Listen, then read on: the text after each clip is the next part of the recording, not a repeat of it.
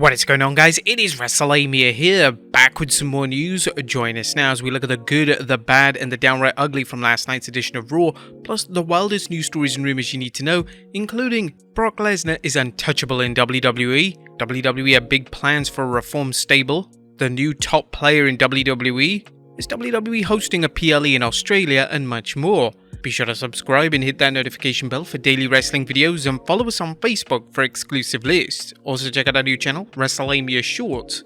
As always, we won't recap the show, but just provide you with the good, the bad, and the downright ugly. As always, we start off with the good is number 1, World Title Tournament. Last night, WWE's tournament to crown a brand new world champion kicked off. Raw featured 2 triple threat matches with the winners of each respective match facing off in the main event. The first triple threat featured Seth Rollins, Damian Priest, and Shinsuke Nakamura. This was an excellent showcase of all 3 men, and as expected, Rollins came out with the W. In the second triple threat of the night, Cody Rhodes, The Miz, and Finn Balor collided, and Brock Lesnar made his presence felt by costing Rhodes the match, allowing Balor to get the win. Then in the epic main event, Rollins defeated Balor to advance the Night of Champions Premium Live event. Whilst a tad predictable, the in-ring action was tremendous, and there was nothing wrong with predictability if it's the right decision. Number 2, Brock Lesnar vs Cody Rhodes continues. As previously mentioned, Brock Lesnar cost Cody Rhodes his chance at the world title on Raw. Lesnar would F5 Rhodes through the table before cutting a bizarre promo in which the WWE cameras went up close to Lesnar's face, evidently to highlight his battle scars from Backlash. Lesnar vs Rhodes 2 is now set for Night of Champions, and it's entirely possible that WWE adds a stipulation to the next match in the ongoing saga. Number 3, a popular stable reforms. It looks like the Way are officially back together as a stable. During a backstage segment, Johnny Gargano, Candice LeRae, Indy Hartwell, and Dexter Lumis were all featured. Gargano even mentioned that he is returning soon, which fans believe to be a reference to the return of Tommaso Ciampa. Number 4, Trish vs Becky gets personal. Trish Stratus cut an extended heel promo on Raw last night and even mentioned Becky Lynch's daughter. Lynch would then appear out of nowhere attacking Stratus before Stratus made a lucky escape.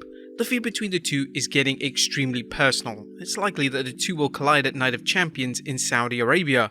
It's believed that Stratus is back for a number of matches, so it's unlikely that her vs Lynch will be a one-time deal. But that was the good. What about the bad? Is number 1, confusion over women's titles. When SmackDown Women's Champion Rhea Ripley was drafted to Raw and Raw Women's Champion Bianca Belair was drafted to SmackDown, fans expected WWE to deliver either a title swap or introduce 2 brand new yet distinct titles for the women. However, Ripley appeared on Raw last night with the SmackDown title, and there was no mention of the fact that this was a little strange that a SmackDown exclusive title was now on Raw. Surely Triple H has a plan to rectify this, as it's insanely confusing. This was an issue that should have been dealt with on last night's show, but WWE were more focused on building up a feud between Ripley and Natalya, which fans seem less enthusiastic about. Nothing on last night's Raw could be labelled as ugly. Raw had its fair share of filler matches, but that's typical for a 3-hour broadcast. Hopefully they pick up the pace heading into Night of Champions, and the feuds such as Cody Rhodes vs Brock Lesnar and Lynch vs Stratus are taken to the next level. What did you guys think of Raw last night? Let us know in the comments down below. Now let's move on to the news.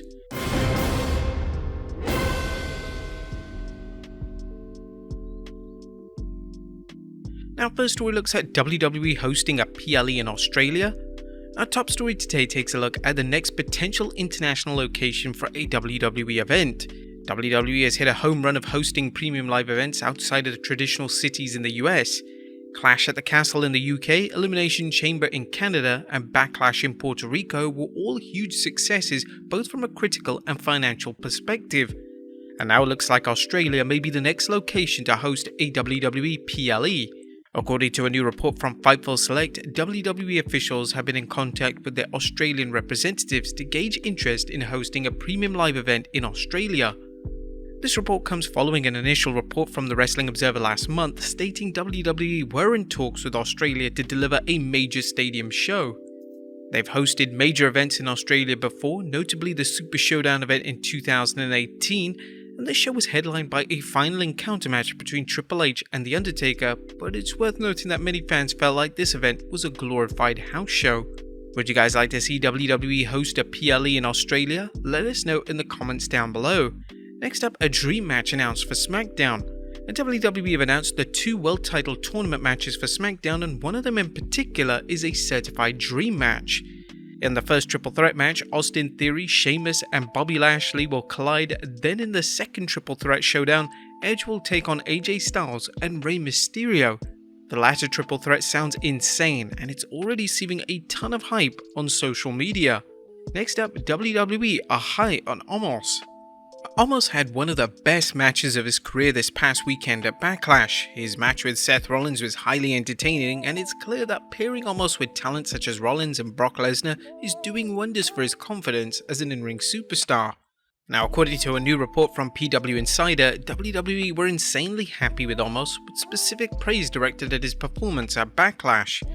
Whilst most of the praise on social media is going towards Rollins, ultimately it takes 2 to tango, and Omos' selling and movement in the match was considerably better than it was during his match at Wrestlemania.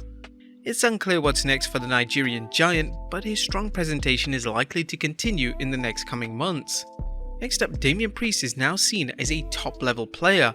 The standout match from Backlash was without a doubt the match between Damian Priest and Bad Bunny.